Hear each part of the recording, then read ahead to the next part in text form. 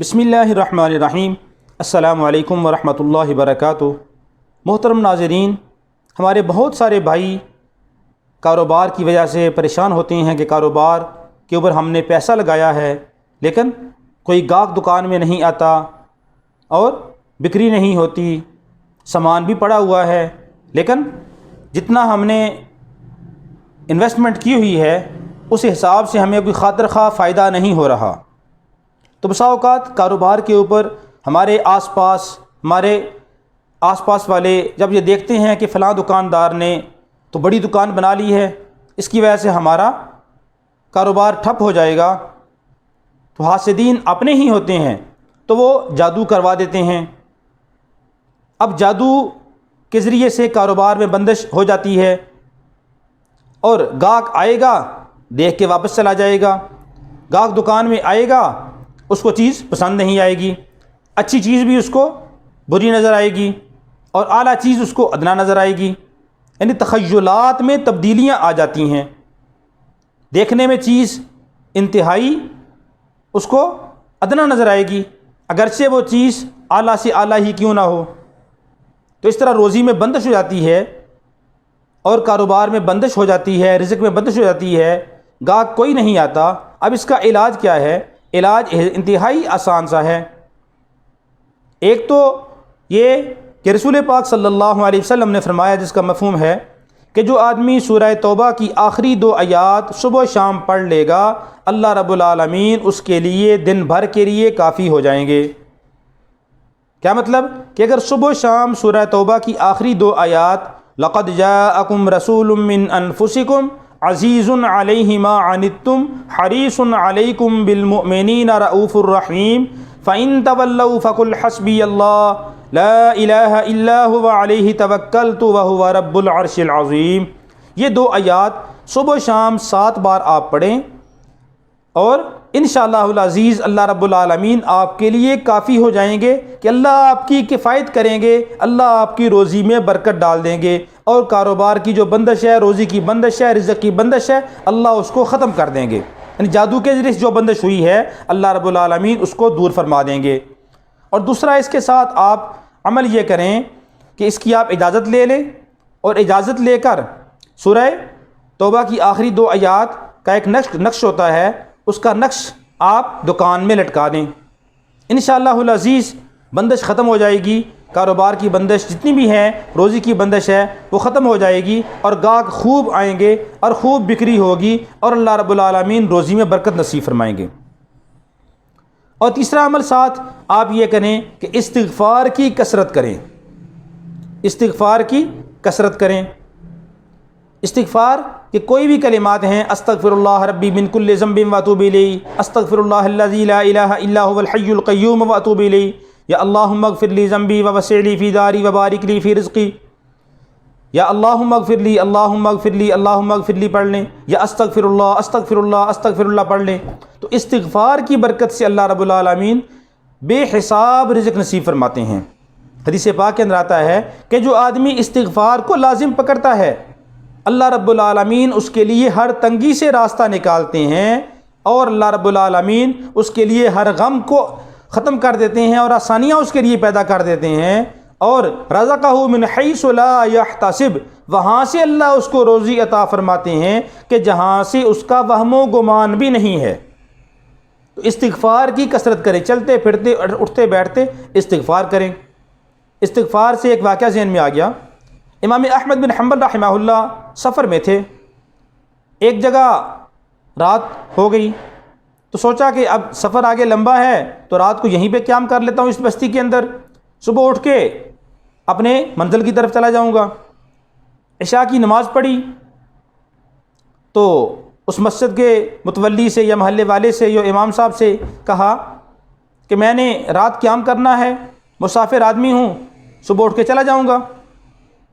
تو اس مسجد کے متولی نے یا جو مسجد کا بڑا تھا اس نے اجازت نہ دی کہ ہم یہاں پہ کسی کو قیام کی اجازت نہیں دیتے، اور انہوں نے امام احمد بن حنبل رحمہ اللہ کو پکڑ کے مسجد سے باہر نکال دیا۔ امام احمد بن حنبل رحمہ اللہ مسجد کے دروازے کے اوپر ہی بیٹھ گئے اور وہیں ان کو آنکھ لگ گئی۔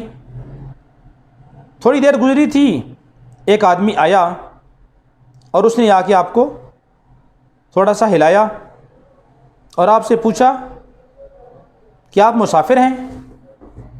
تو امام احمد بن حنبل رحمہ اللہ نے فرمایا کہ جی ہاں میں مسافر آدمی ہوں، رات ہو گئی ہے تو صبح میں اپنا سفر مکمل کروں گا۔ تو اس نے کہا کہ آپ چلیں، آپ میرے مہمان بنیں، میں آپ کو کھانا بستر دیتا ہوں۔ وہ لے گیا تو اس کا کھانا پکانے وغیرہ کا کام تھا، ہوٹل وغیرہ تھا، تو وہ وہیں پہ لے گیا اور امام صاحب کو کھانا وغیرہ دیا اور قیام کے لیے بستر وغیرہ دیا۔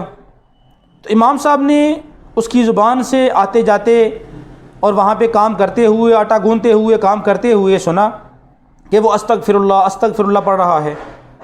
امام احمد بن حنبل رحمہ اللہ نے فرمایا، اس سے پوچھا کہ بھائی جان آپ میں نے دیکھ رہا ہوں آپ کو کہ آپ استغفار کی کثرت کر رہے ہیں، آپ اور کچھ نہیں پڑھ رہے اور استغفار ہی کر رہے ہیں، استغفر اللہ ہی پڑھ رہے ہیں، کوئی اس کا آپ کو فائدہ ہوا ہے؟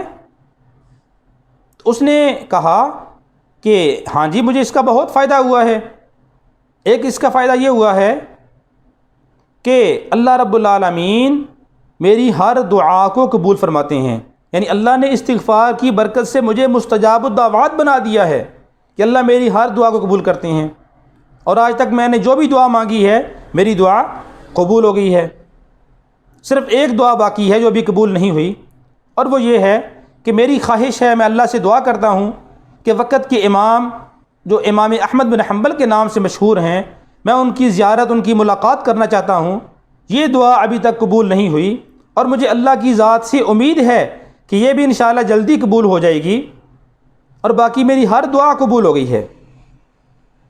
اور دوسرا اس کا فائدہ یہ ہے کہ اللہ رب العالمین استغفار کی برکت سے مجھے بے حساب روزی عطا فرماتے ہیں۔ میری روزی کے اندر اتنی برکت ہوتی ہے کہ میں خود حیران ہوں کہ روزی میرے پاس کہاں سے آ رہی ہے، کیونکہ میں نے اللہ کے قرآن میں پڑھا ہے کہ اللہ فرماتے ہیں استغفروا ربکم انہ کان غفارا، کہ تم اپنے رب سے استغفار کرو، وہ بے شک بہت بخشنے والا ہے۔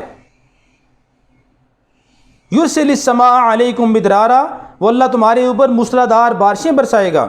وَيُمْدِدْكُمْ بِأَمْوَالٍ وَبَنِينَ وَيَجْعَلْ لَكُمْ جَنَّاتٍ وَيَجْعَلْ لَكُمْ أَنْهَارًا، اور وہ اللہ تمہاری مدد کرے گا بیٹوں کے ساتھ، اللہ تمہیں بیٹے دے گا، اور اللہ تمہیں باغات دے گا، اللہ تمہیں نہریں دے گا، اللہ تمہیں مال دے گا۔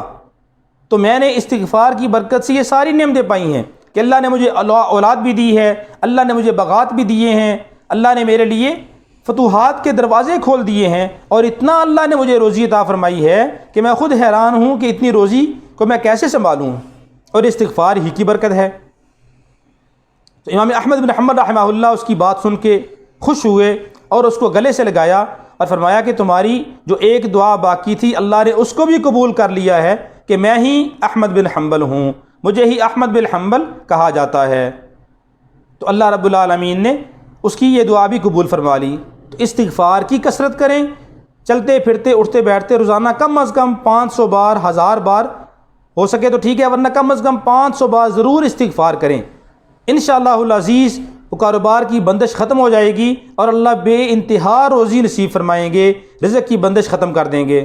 اور اس کے ساتھ تقوی اختیار کریں، کہ وہ جو آدمی تقوی اختیار کرتا ہے وَمَن يَتَّقِ اللَّهَ يَجْعَل لَّهُ مَخْرَجًا وَيَرْزُقْهُ مِنْ حَيْثُ لَا يَحْتَسِبُ، کہ جو آدمی تقوی اختیار کرتا ہے یعنی گناہوں سے بچ جاتا ہے، اپنے آپ کو گناہوں سے بچاتا ہے، تو اللہ رب العالمین اس کے لیے ہر تنگی سے راستہ نکالتے ہیں۔ يَجْعَل لَّهُ مَخْرَجًا وَيَرْزُقْهُ مِنْ حَيْثُ لَا يَحْتَسِبُ، اور جہاں سے اس کو وہم و گمان بھی نہیں ہے وہاں سے اللہ اس کو روزی نصیب فرماتے ہیں۔ تو بسا اوقات کاروبار کے اندر بندش نہیں ہوتی لیکن گناہوں کی وجہ سے روزی تنگ ہو جاتی ہے، تو گناہ چھوڑ دے انسان اور تقوی اختیار کرے، اللہ رب العالمین بے حساب روزی نصیب فرمائیں گے۔ اللہ رب العالمین ہم سب کی روزی میں برکت عطا فرمائے۔